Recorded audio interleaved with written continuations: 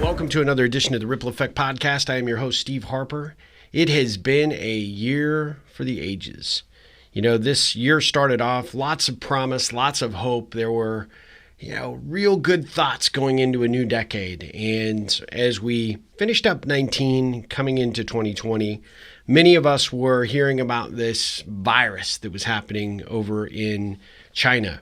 But nobody anticipated on December 31st, as the clock struck midnight, that we would be dealing with a much different world come just a mere year later. And it's been kind of crazy. We were in San Antonio. We had gone to the UT Bowl game at the Alamo Dome. It was great. We were on top of a rooftop deck at our hotel cheering in the new year.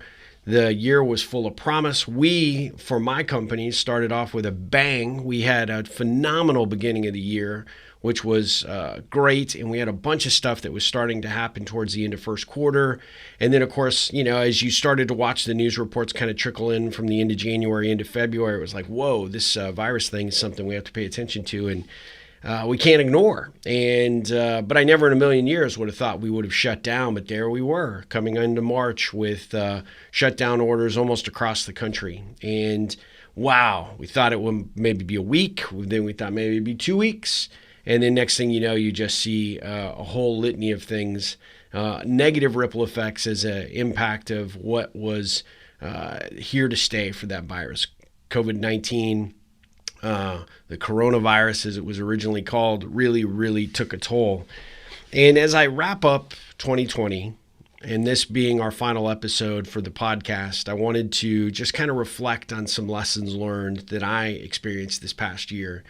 I realize that not everything is in our control, and as much as we would like things to be in alignment with what we expect and anticipate, the world and life has a funny way of throwing some curveballs. This year we had the virus. We've had a personal situation with my wife's family that has just absolutely been unbelievably challenging. My dad fell in November, broke his femur in 2 places, had to have surgery. Recovery was a bit rough, got pneumonia, then went to, rehab, didn't make the progress he needed to in rehab and had to go to skilled nursing, caught COVID. COVID sent him back to the hospital where they discovered he had blood clots.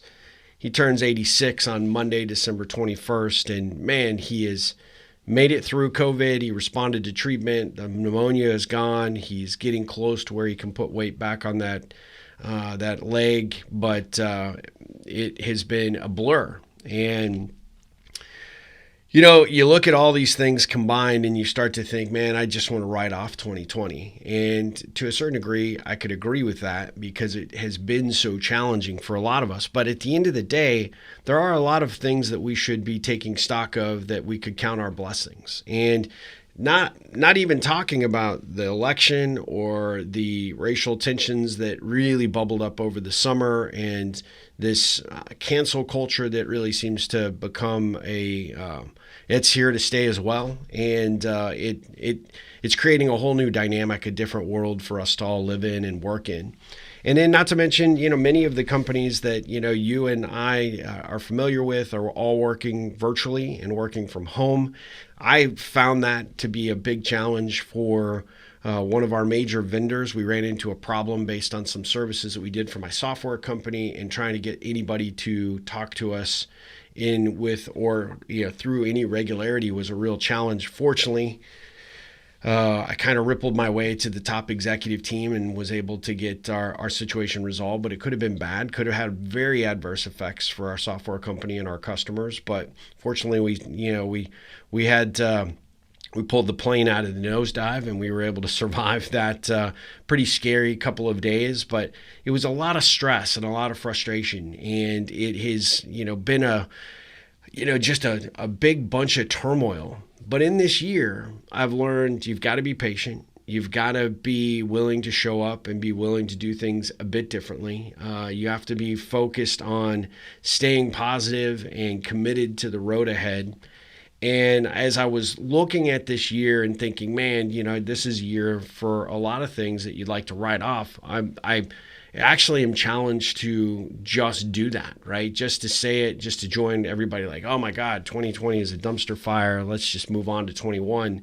Because the reality is, I think our world and our life has changed forever. And there is a very, very distinct probably example of the fact that we are probably not going to go back to the way it was. Even if we get a vaccine that is effective, it's going to take a long time for us to reach herd mentality. So our lives are changed. We're wearing masks every day. We're trying to practice social distancing. We're trying to do all these things. Yet at the same time, we're watching a lot of our favorite small businesses, suffer or go out of business because they don't have the revenue, can't survive. The people in the hotel and the restaurant, industry are just decimated right now. Travel industry is coming back a little bit, but not much. And there's still a whole sense of uncertainty. And yet, here we are. You're able to hear my voice. You're able to maybe see this video. I'm able to be here, be able to talk. I'm in an amazing studio. I've had some amazing positive things that have happened and continue to happen for our company and will all the way up to the end of the year, which are the little glimmers of hope, the opportunities for us to defocus our efforts on the negative and maybe focus on some of the positives that we can take away from it. By and large, my company grew by leaps and bounds. This year, I produced my, people think I'm crazy, but I brought out the next edition of the Ripple Effect. So the third edition is available at ripplecentral.com. So go check that out. Got some great promos and things that we're doing around that. It's made me shift my strategy relative to that. Normally, I'd be doing a bunch of speaking. I'd be doing a bunch of, a road show of some sort for the book. That has all changed. We had a book launch that was virtual. It was on Zoom, and it was an absolute gas. We actually had people on that I think, had we had an event face-to-face, I'm not sure we would have gotten that level of rawness out of the people that attended, how the Ripple has impacted them, what it's done for their lives and their careers, how they utilize it as their personal mission statement, how they become part of this Ripple community, right? This Ripple Nation that we're creating.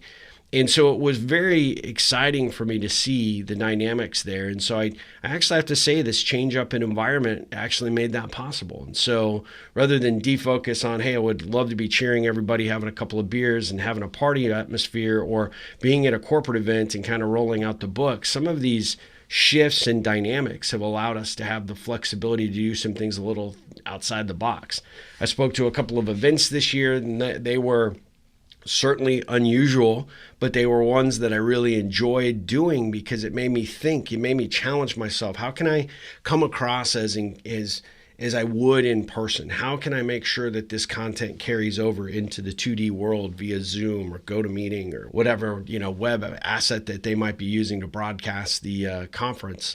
And I found my traction. I found my way, and people really seem to step up and appreciate the fact that I put the extra effort in, I put the extra work in. There are so many things that we can hang our hat on that are negative that I think we oftentimes want to focus only on that, and we shouldn't do that. We should spend our time focusing on, especially at the end of the year, where we can count our blessings, where we can be grateful for the things that did go right this year, the positive impacts of this situation that was forced upon us, none of our doing, but we really can pull something out of it. If nothing else, the fact that we have breath in our lungs right now, in this moment, exactly right here, where we can at least say we're alive, that's a win, that's a victory. And I've been working with a lot of my coaching clients. They've gone through a lot of turmoil this year, some major career transitions. I've had one client that has actually had to consider shutting down her practice. I had another client that I've worked with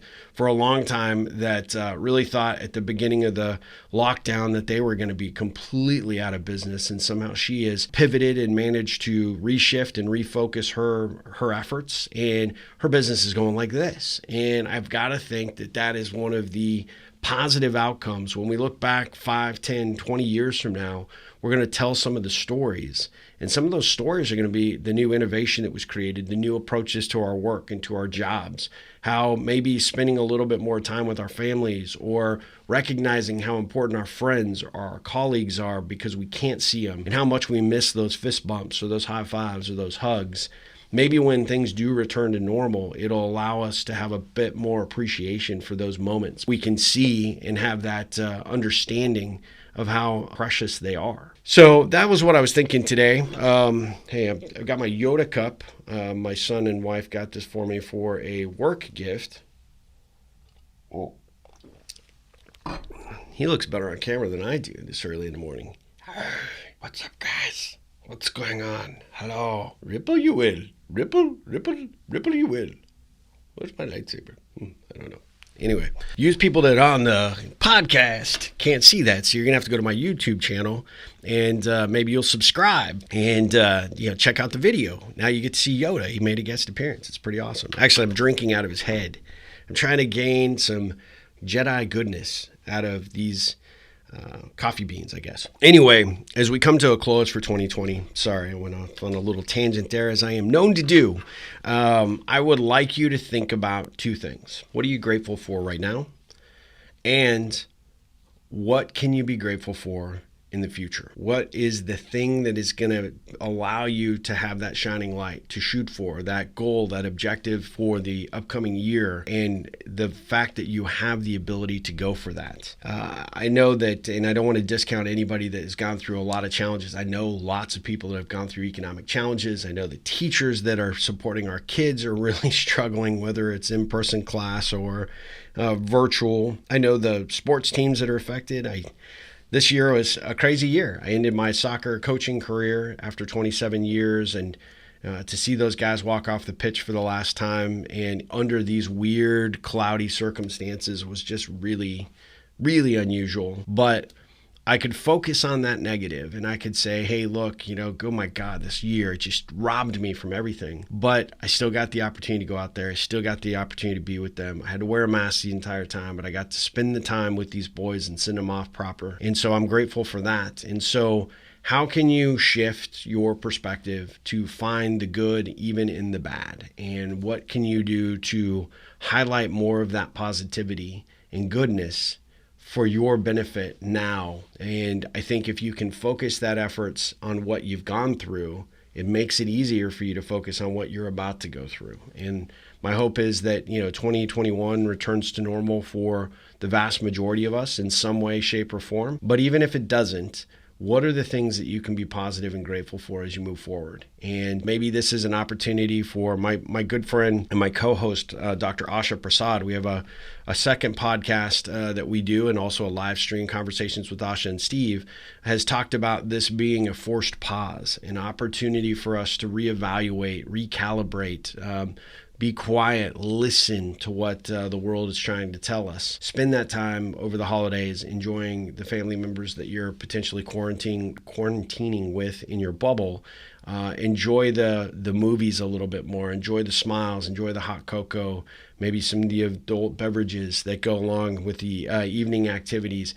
But enjoy the experience, because it's all we have. And when we look back to 2020, it really will determine how our attitude is about what we went through, as to how we go and we find what we can, those threads of goodness that we can pull out of it, even in these very unusual times. So my best wishes to you, your family. Thank you for listening. Thank you for being on my YouTube channel, maybe watching this video. Thanks for just being here to show up and be a part of this Ripple effort, because without you, there isn't one. And I'm so committed to bringing additional content, additional value as it relates to the Ripple philosophy and approach, whether it be to our personal lives or our professional lives, to our work culture, to our engagement, to our customer satisfaction, to our leadership efforts.